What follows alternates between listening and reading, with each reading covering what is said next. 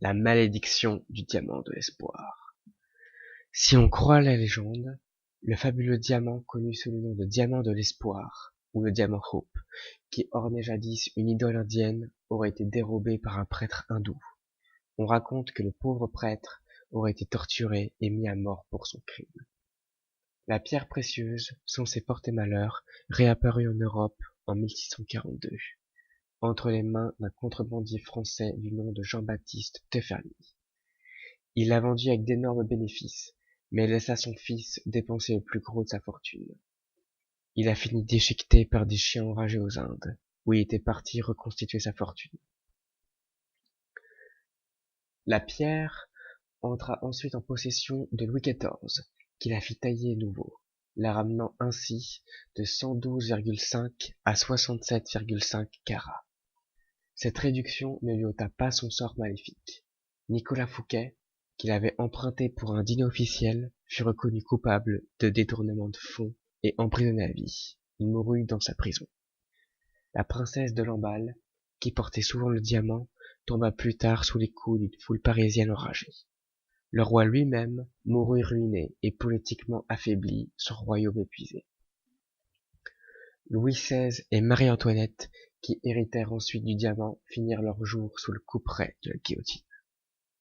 Le diamant est volé au garde-meuble national en septembre 1792. Le diamant et ses voleurs quittent la France pour l'Angleterre. La pierre est retaillée pour être plus facilement vendue, et sa trace se perd jusqu'en 1812. En 1824, le bijou, désormais historique, fut acheté par un banquier londonien du nom de Henry Thomas Hope, qui le paya 150 000 $. Il connut rapidement des revers de fortune, et l'un de ses petits-fils meurt ruiné. Un de ses derniers héritiers se débarrassa enfin du bijou en le revendant. Dès lors, pendant 16 ans, la pierre passa de main en main. Dans celle, entre autres, du français Jacques Collet, qui se suicida, et du prince russe Ivan Kanitovitch, qui mourut assassiné. En 1908, le sultan turc Abdülhamid paya 400 000 $ pour l'espoir, qu'il s'empressa d'offrir à sa concubine préférée, Subaya, et fut lui-même renversé. Ce fut Simon Montaride qui en devint ensuite propriétaire.